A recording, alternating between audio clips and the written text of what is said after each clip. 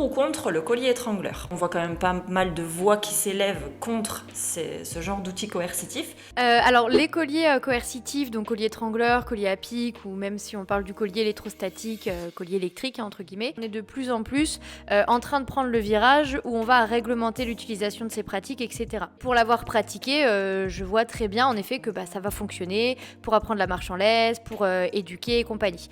En fait, on se rend compte que ça marche parce que ça va actionner des leviers qui sont liés à la punition positive, c'est-à-dire qu'on va ajouter un inconfort pour que le chien arrête de faire le comportement en question. Ça stresse énormément l'animal, ça peut créer des associations négatives avec son humain, etc.